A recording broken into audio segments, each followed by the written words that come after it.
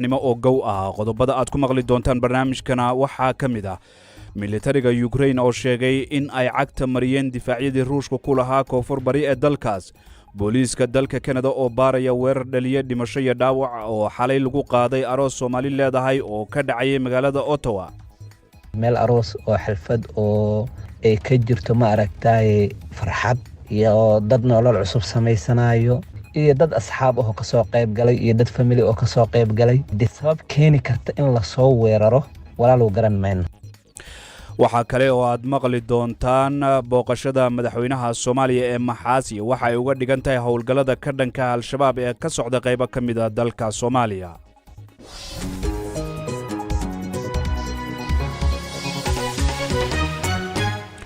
qodobada iyo kuwa kale ayaad ku maqli doontaan barnaamijkan subaxnimo uu soo saaray Axmed Badar anigoo Xasan Sheekh Cumar ayaan idin la socodsiin doona dhageystayaal waxaan soo ku bilaabaynaa wararka caalamka iyo Jamaal Axmed Cabdiraxmaan mahadsanid Xasan Sheekh Cumar ninka mas'uulka ka sanduuqa hantida qaranka Ukraine ayaa loo magacaabay wasiirka cusub ee gaashaandhigga Rustem Umerov ayaa lagu wadaa inuu xilka kala wareego Oleksiy Reznikov madaxweyne Zelensky waxa uu sheegay in la joogo waqtigii hab cusub la wajahi lahaa 18 bilood laga bilaabo bilowgii duulaanka buuxa ee Ruushka wuxuu isku dayay inuu wax ka qabto musuqmaasuqa baaritaan lagu sameeyay Koonfur Afrika ayaa lagu waayay wax cadayn ah oo muujinaya in hub laga soo diray Cape Town bishii September loo dhoofiyay Ruushka eedeyntan oo horaantii sanadkan jeediyay safiirka Mareykanka ay Koonfur Afrika sheegtay inay dhexdhexaad ka tahay dagaalka Ukraine kumanaan macallimiin ah oo ku sugan Kuuriyada Koonfureed ayaa sameynaya shaqo joojin si ay uga qayb galaan isu soo bax ballaaran oo lagu maamuusayo asxaabtooda oo naftooda gooyay waxay dalbanayaan in si fiican looga ilaaliyo cagajugleynta waalidiinta ardayda duufaanta Haikui ayaa markii labaad ku dhufatay dalka Taiwan waxay ku dhufatay xeebta koonfur galbeed ee jasiiradda iyadoo oo daadadka ay soo galeen wadooyinka magaalada Kaohsiung haweeney senatarka dalka Mexico ahna musharaxa ugu weyn ee mucaaradka u taagan xilka madaxtinimada ayaa wacad ku martay inay la dagaalami doonto dambiyada abaabulan iyo isla xisaabtan la'aanta Xochitl Gálvez ayaa la filayaa inay la tartanto Claudia Sheinbaum waxay la micno tahay in Mexico ay diyaar u tahay madaxweynihii ugu horeeyay ee dumar ah ugu dambeyntiina dhoofinta waxyaabaha lagu qorxiyo bishimaha ee Kuuriyada Koonfureed ayaa la filayaa inay gaarto heerkii ugu sarreeyay sanadkan kadib markii ay la soo diristay musiibadii corona adeega kastamka Kuuriyada ayaa sheegay in dhoofinta la kordhiyay iyadoo dadka adduunka oo dhan ay joojiyeen xirashada waji xirka wadankan ayaa ah dhoofiyaha saddexaad ee ugu weyn ee alaabta la isku qorxiyo kadib Faransiiska iyo Mareykanka warkii wanaga intaan dib idinkugu celiyo Xasan Sheekh Cumar iyo qeybaha kale idaacadda Xasan aad buu mahadsan yahay Jamaal Axmed Cabdiraxmaan oo nala socodsiinaya wararka caalamka ee BBC-da dhageystayaal haatan u diyaar garooba qeybaha kale ee barnaamijka mar kale subax wanaagsan dhageystayaal aynu ku bilownay militariga Ukraine ayaa sheegay inay ku guuleysteen inay jabiyaan oo ay cagta mariyaan difaacyadii muhiimka ahaa ee Ruushka oo ku dhow magaalada Zaporozhye ee koonfur bari ee dalka Ukraine General Oleksandr Tanasvsky ayaa warbaahinta u sheegay in meelo badan oo miinooyin loo geliyay ciidamada ay arintaasi keentay in ay u nuglaadaan duqeymaha Ruushka iyo diyaaradaha aan duuliyaha lahayn waa duqeymaha diyaaradaha aan duuliyaha lahayn ee Ruushka ay ka wadaan qaybo ka mid ah dalkaasi laga soo bilaabo bishii June Ukraine waxa ay sheegaysay in horumar ay ka sameysay dagaalka kala dhaxeeya Ruushka Axmed Badar ayaa noo haya faahfaahinta weerarada rogaal celiska ciidamada Ukraine ayaa waxa ay diiradda ku saarayeen toddobaadii la soo dhaafay boondada agagaarka tuulada yar ee lagu magacaabo Rabtoyna oo 56 kiiloomitir koonfur bari ka xigta magaalada Zaporozhye ciidamada Ukraine ayaa calanka dalkaasi ka taagay tuuladaasi toddobaad ka hor waxaana hadda isku dayayaan inay ballaariyaan howlgallada ay kaga hortagayaan militariga Ruushka saraakiisha dalka Ukraine ayaa imika sheegayeen horumarkii ugu weynaa ay gaareen kadib markii sida ay sheegeen ay jireen difaaci ugu adkaay Ruushka ee aaga magaalada Zaporozhye saraakiisha militariga Ukraine ayaa sheegeen howlgalkani uu ahaa mid si weyn loo diyaariyay isla markaana guulo weyn laga soo hoyiyay yuri saka oo ah la taliyaha wasiirka gaashaandhigga ee Ukraine oo la hadlay BBC-da ayaa sheegay in ciidamada dalkaasi ay horumar ka sameeyeen marka la eego howlgallada socdaan. waxa uu sheegay in ciidamada Ukraine ee aagaasi ay burburiyeen difaacyada Ruushka oo ahaa kuwii ugu adkaa. We are piercing through Russia's first defense lines, which is the hardest part, essentially to... waxaan jirnay difaacyadii ugu horreeyey ee Ruushka oo ahaa kuwii ugu adkaa. goobaha ay miinooyinka ku aaseen waxay ahaayeen kuwo aad u ballaaran, waxayna qaadatay waqti dheer si dhab ahaantii aan u hubinno in aan ka gudbi karno islamarkaana khasaaraha u yarayno inta aan awoodno.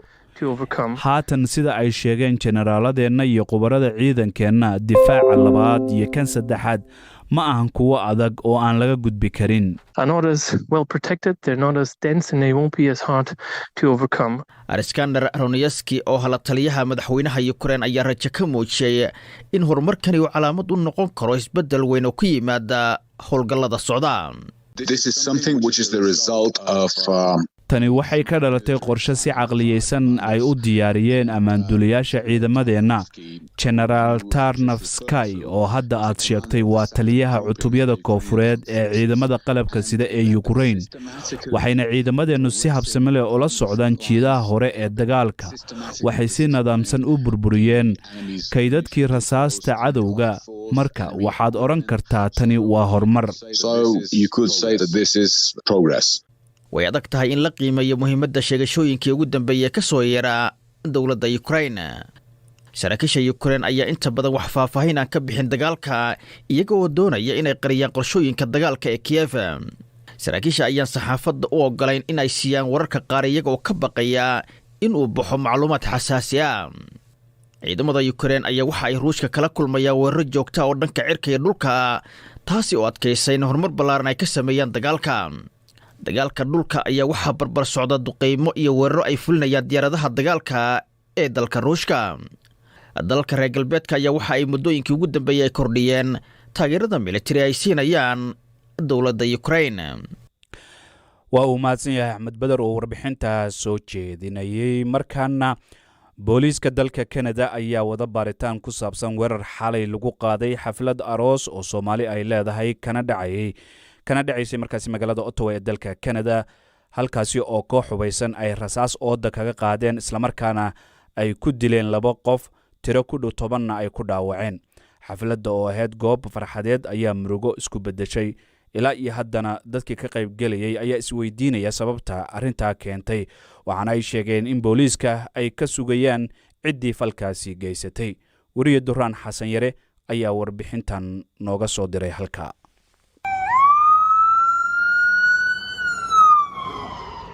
ugu yaraan 2 qof ayaa geeriyootay, 6 kalena waxaa soo gaaray dhaawacyo kadib markii xalay koox hubaysan ay weerar ku qaadeen xaflad aroos oo ka dhacaysay xarunta shirarka ee koonfurta caasimadda dalka Canada ee Ottawa.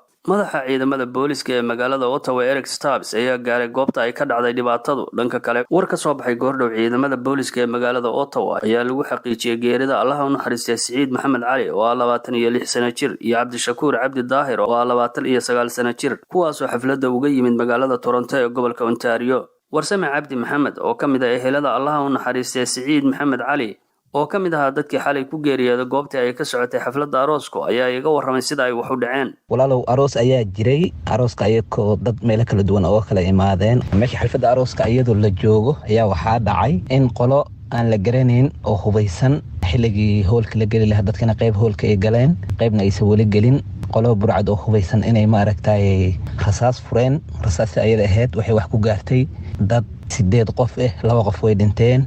khasaaraha nafeed oo ka dhashay weerarka waxaa weeye 2 qof baa hadda ku dhintay iyo 6 qof oo dhaawac 6 qof iyo 2 dhimashada weeye. ilaa iyo hadda lama garanayo cidda ka dambeysay weerarka lagu qaaday xafladda arooska ee xalay Soomaalidu ku dhiganaysa koonfurta magaalada Ottawa. waxaana socda baaritaano ay wadaan laamaha ammaanku, iyagoo dadweynaha ka codsaday in gacan laga siiyo sidii lagu heli lahaa xogta dadkii ka dambeeyay weerarkii xalay. cid la garanayo oo hadda la dhihi karo ciddaasa weerarka nagu soo qaaday iyo sababtaasa u soo qaaday midna ma jirto. meel aroos oo xalfad oo ay ka jirto maaragtay farxad iyo dad nolol cusub samaysanayo iyo dad asxaab oo ka soo qayb galay iyo dad family oo ka soo qayb galay. sabab keeni karta in la soo weeraro walaalow garan mayno kulay laamaha amniga ayaa sheegi doona haddii ay jirto wax sabab ah oo annaka hadda aanan garanayn. laamaha amniga meydkii Saciid iyo ninkii kaloo dhintaybo meydkiisa ayaa ka hayo welina baaritaan bay ku wadaan, marka kama hordhacayna baaritaankooda. waxaasa la yirina macnaha hadda samayn mayso. waxaan hadda ognahay oo tuhun ahna maba jiraan. wax talaabo oo hadda la qaaday waa in laamihii amniga imaadeen ay dhaheenna maaragtay baaritaan baan wadnaa. dadkii dhaawac ahaana dhakhaatiirta ay keeneen. walaalow ninka Allah u naxariisto, ninka kaloo dhintayna Allah u naxariisto. dhalinyaro yaryar bay ahaayeen. waxaan dhacayna wax dee Kanada ku cusub ma ahan, wax mar walba dhaco oo dhalinyarada Soomaalida gacmahooda isku laayaan oo gacmahooda isku dhibaan oo gacmahooda isku dilaan weeye. waxaad ka mid tahay ehelada Allah u naxariistay Saciid Maxamed Cali oo ka mid ahaa dadkii xalay halkaa ku geeriyooday. maxaad nooga sheegi kartaa shakhsiyadiisa, qof noocee ayuu ahaa? ninka dhintay oo Saciid ehel ayaan ahayn. nin dhalinyaro oo wuxuu ahaa wadanka ku cusub oo 5 sano muddo sanadkiisa 5aad ba hadda u socdaan u malaynayaa. nin dhalinyaro waxbarashadiisa ku soo qaatay wadankan markuu yimid wixii uu sii faa'iideysan karo kala sii faa'iideystay, shaqaysto, hami iyo horumar tiigsanayo. hooyadii iyo aabihii iyo dadkii uu ka yimidna waxtar u asaga naftiisana horumarkeeda ka shaqeynaya ayuu ahaa. nin dhalinyaro hami fog leh buu ahaa. Toronto uu ahaa. Misaagu hadda ku nool xaafadda Misaagu degnaa Toronto. dareenka familiga waa dareen murugo leh. Saciid nin dhalinyaro nolosha oo cusbeed. dadka ehelka iyo dadka anagaan dhammaantay dareenkanagu waa dareen murugo dadka Soomaalida meesha ku dhamaaday uu Saciid ka mid yahay. waa arrin si guud murugo u leh Soomaalida, si gaar ah family ahaan arrinkan murugo nagu leeyahay. meel farxad ka jirtay oo ma aragtay xaaladdu ay wanaagsaneed oo hal mar arrin murugo gashay kulay waa kala yaac iyo kala carar baa dhacay. marka jawiga goobtu jawi naxdin buu isu bedelay, jawi farxadeed buu ahaa. qaar ka mid ah bulshada Soomaalida ee ku nool dalka Canada ayaa walaac ka muujiyay weerarkii xalay lagu qaaday xafladda arooska ee Ottawa, waxayna guud ahaan dowladda Canada gaar ahaan laamaha ammaanka ka codsadeen in baaritaan dhammaystiran lagu sameeyo wixii dhacay xalay, iyagoo sidoo kale sheegay in dilalka loo geysanayo dadka Soomaalidu uu waayadan ku soo badanayay guud ahaan dalka Canada. wariye Duraan Xasan Yare oo warbixintaasi Canada nooga soo diray ayuu kaasi ahaa. dhegeystayaal weli halkaad nagala socotaan waa BBC. qodobo kale ayaa inoo soo socda, waxaana ka mid ah dadweyne markaasi dowladda ku dacweynaya, waa mas-uuliyiinta deegaankooda ku dacweynaya oo dacwad ka gudbiya markaasi waxyaabaha ay ku dacweynayaanna waxaa ka mid ah waxyaabo markaasi ka dhashay isbeddelka cimilada. goordhow ayaad warbixintaasi iyo warbixino kaleba aad maqli doontaan. BBC waxaad ka heli kartaa wararkii ugu dambeeyey ee Soomaaliya iyo caalamka oo dhan maalin walba. madaxweynaha Soomaaliya Xasan Sheekh Maxamuud ayaa ku sugan deegaanka Maxaas oo ka tirsan gobolka Hiiraan, kana mid ah deegaanadii horey Al-Shabaab looga saaray. waxa uu halkaasi gaaray shalay, waxaana uu sheegay in halka uu u tegay dardargelinta howlgallada ka dhanka ah Al-Shabaab. waxaa sidoo kale jira abaabul dib loogu celinayo ciidamada dowladda deegaana ay horey uga qabsadeen Al-Shabaab ayna markii dambe ka soo baxeen. haddaba Korneyl Cabdulaahi Cali Macow ayaa Axmed Badar uga warramay tegitaanka madaxweynaha ee Maxaas iyo si guud waxa uu uga dhigan yahay howlgallada ka socda deegaanada dalka Soomaaliya. waxaan ku qiimeyn karaa waa arrin shacabka Soomaaliyeed oo dhan ay sugayeen, maadaama uu maaragtay reer Hiiraan ay tirsanayeen cabasho oo kaga timi hogaamiyihii dagaalka hogaamiyey oo soo gaarsiiyey kana soo bilaabay xuduudda Itoobiya ilaa uu ka keenay aadan yabaal adkeeda ama beer yabaal. marka ciddaasi gocasho ayay maaragtay ku maqnaayeen. haddii madaxweynaha uu tago, madaxweynaha waa odayga dalka, inuu meeshaasi uu maaragtay uu ka keeni doono maslaxad uu ka keeni doono oo Hirshabeelle isku soo dhaweyn doono ayaan maaragtay shacabka Soomaaliyeed rajaynayaan. waayo dagaalkii uu socdo inuu khilaaf haddana uu abuurmo waa arrinta dagaalka haddeertaan dib u dhacan weyn oo ku dhacay almost 1 year oo maaragtay dagaalka uu sii socdo iyo reer Hiiraan oo maaragtay gaar ahaan ninka la yiraahdo Cali Jeyte wuxuu ahaa nin aad u hogaamiyey dagaalka, hogaamintiisina guulo badan ayaa laga gaaray. shacabka Soomaaliyeedna waxa uu tusay argagixisada in lala dagaalami karo. marka madaxweynaha waa inuu maaragtay abaalmarin uu bixiyo oo dadka geesiyaasha ee xoogga dalka Soomaaliyeed iyo deegaanka waa in la siiyaa abaalmarin bilad geesi in la siiyo waaye. taas ayuu mudan yahay Cali Jeyte. madaxweynaha waxa uu muddo bil ah ku sugnaa magaalada Dhuusamareeb wuxuuna u joogay arrimaha dagaalka ka dhanka al-shabaab. safarka madaxweynaha ee dhuusamareeb ajandihii iyo weliba ujeeddadii uu madaxweynaha ka lahaa ma is leedahay waa la gaaray? maya inta badan waa la gaaray, inkastoo maaragtay dhinaca galmudug gaar ahaan dhuusamareeb iyo agagaarkeeda ciidankii faraha badnaa ee soo dhaqaaqa ee deegaanka ilaa haddeertaan ay ku sugan yihiin meelihii ay maaragtay ay dhoolatuska ay ku sameeyeen. haddana waxa waaye waa la gaaray oo waxa waaye ceelbuur in la qabto ayaa dib u gurasho lagu soo sameeyey, sababtoo ah ciidankii la rabay inuu gadaal uu ka kaabo oo maaragtay dhabarjibinta uu ka ilaaliyo ceelbuur ayaa maaragtay dib u dhac ku yimid. waana midaasi midda uu madaxweynaha uu maaragtay u yimid muxuu ahaye bariga hiiraan haddii aysan dagaalka aysan ku jirin ama soohodintaas oo webi shabeelle ay difaaciisa aan aada loo adkaynin, shabaabku way u sahlanaanaysaa inay webiga galbeed iyo bariba ay uga soo gudbaan, sida haddeertaan dhacday oo kaleeto muxuu ahaye meesha la yidhaha cows weyne oo ciidanka maaragtay dhibaatada aragta loogu geystay. waxa waaye aagag badan ayaa furmay oo ku furmay markii hiiraan ay maaragtay dagaalka dhinacooda uu ka joogsaday. shabaabka ama argagixisada way u sahlanaadeen inay webiga ka soo gudbaan. madaxweynaha muddadii bisha ahayd oo ku sugnaa magaalada dhuusamareeb in uu abaabulaya dagaal ka dhana al-shabaab, haddana howlgalka intii uu joogay meeshii deegaanadii la qabtay dib looga soo noqdo oo magaalada ceelbuur oo kale ciidamada ay dib uga soo noqdaan, khasaarooyin coos weyn uu ka soo gaaro, taa ma la odhan karaa dib u dhac weyn oo howlgalka ku yimid weeye? madaxweynahana markaa ujeeddadii uu ka lahaa howlgalkani dhuusamareeb u tegay ma gaarin? horta dagaalkan operationkan oo la rabay in galmudug inta ka dhiman la dhammaystiro marnaba suurtagal ma noqon karta haddii uu hiiraan uu kaa maqan yahay. hiiraan markii cali jeyte xilka laga qaaday ilaa haddeertaan muxuu ahay dagaal ma aysan galin, laakiinse deegaanadooda ayay difaacanayeen. marka waxa waaye shabaabka way isu soo abaabuleen, waxa waaye waxay soo buuxi dhaafiyeen hirshabeelle iyo muxuu ahay galmudug ayay soo buuxi dhaafiyeen. waa midaasi midda keentay muxuu ahay dhabarjabka keentay. madaxweynaha iyo dadka muxuu ahay aqoonta u leh muxuu ahay xeeladaha dagaal waxa ay ku baraarugeen hiiraan oo meesha ka maqan inaan marnaba aysan suurtagal aysan ahayn in galmudug laga saaro shabaab.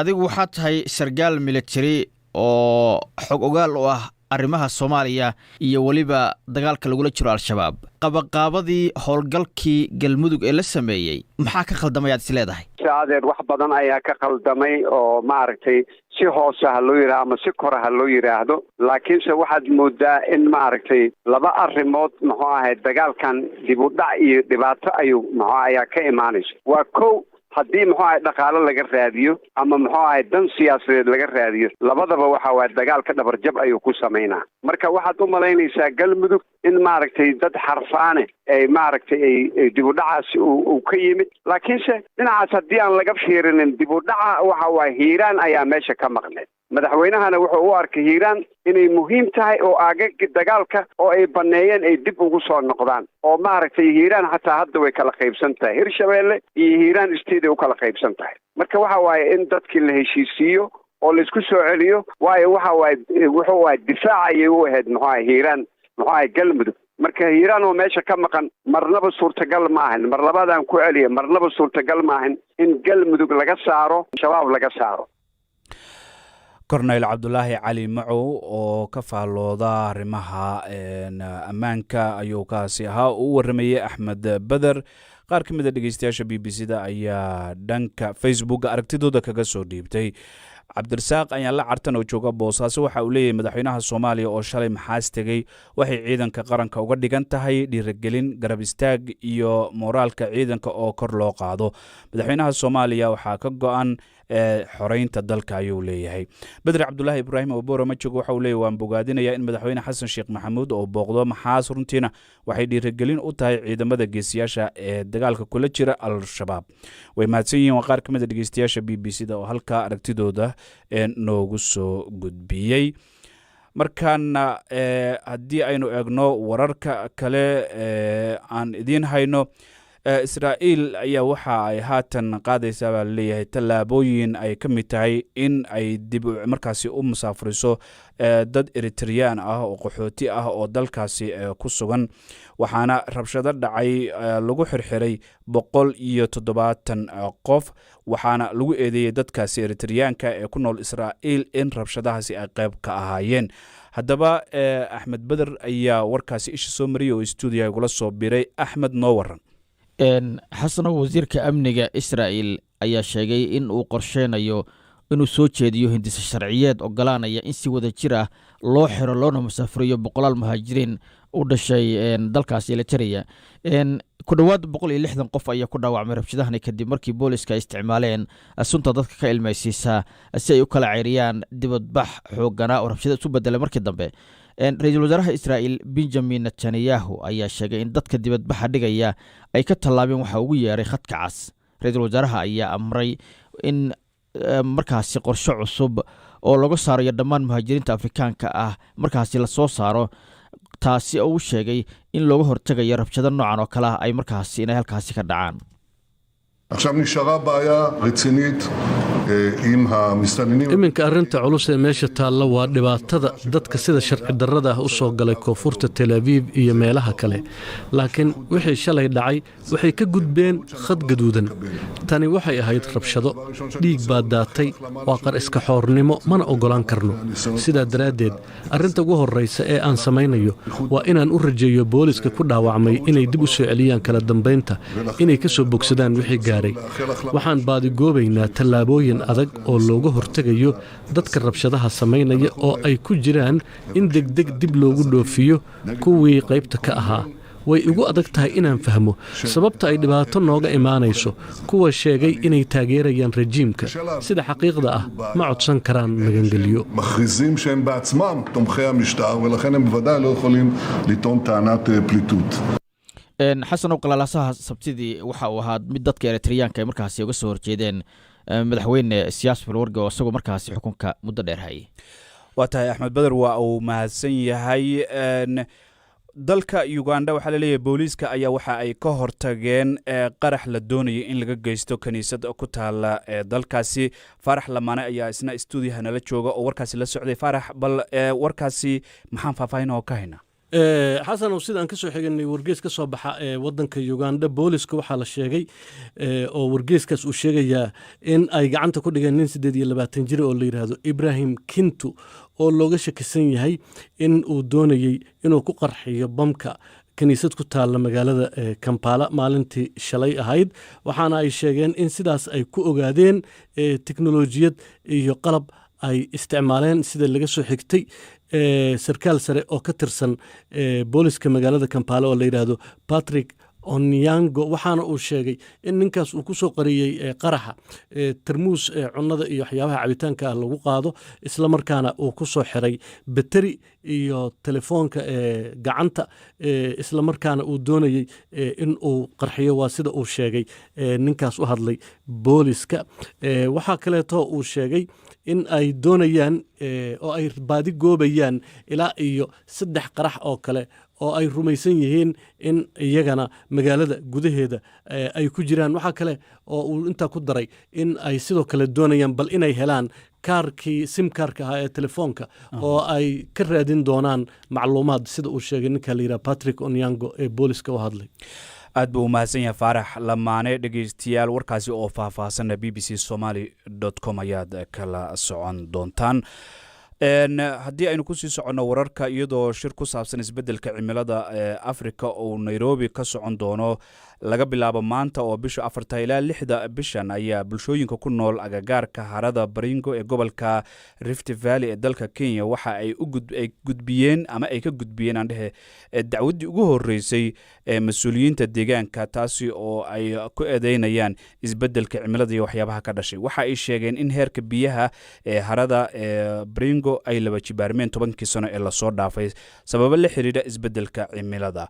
warbixintan waxaa diyaarisay wariyaha BBC-da Masi Chuma. warbixintan waxaana soo jeedinaya Aadan Saalimiin.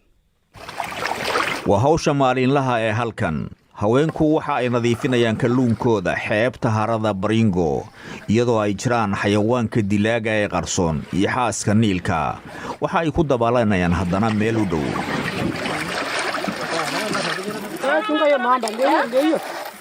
iska jir haweeney ayaa ku qaylisay.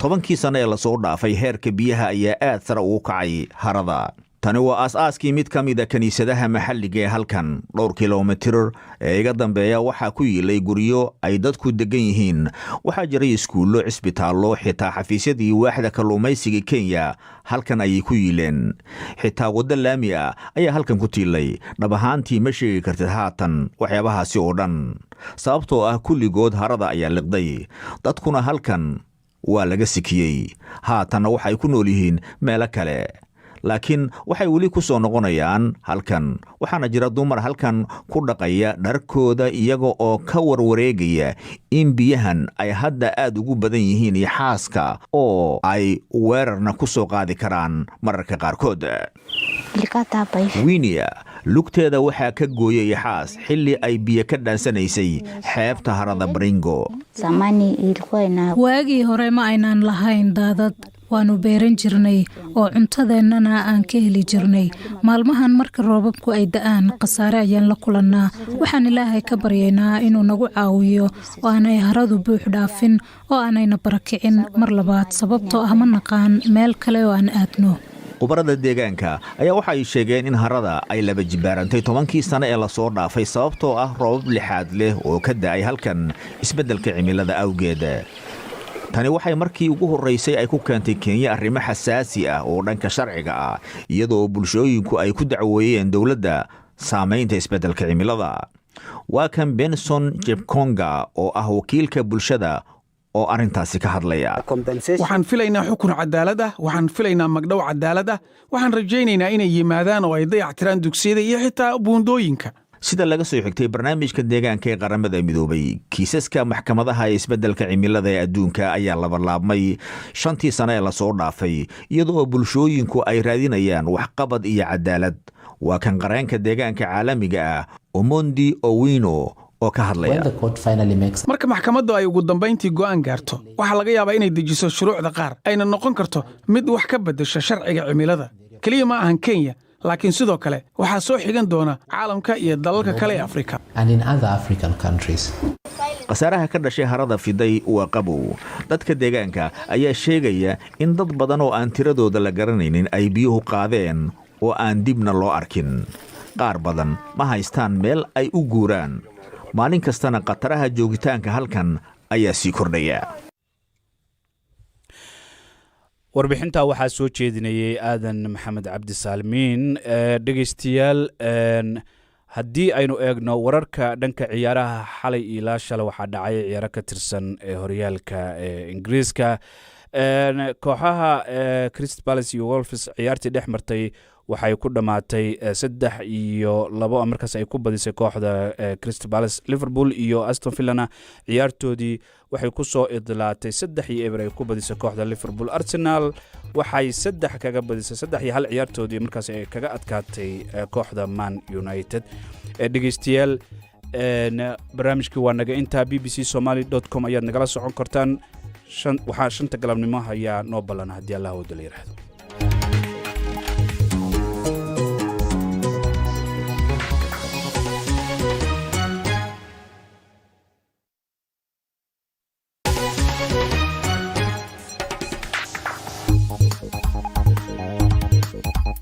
Thank you.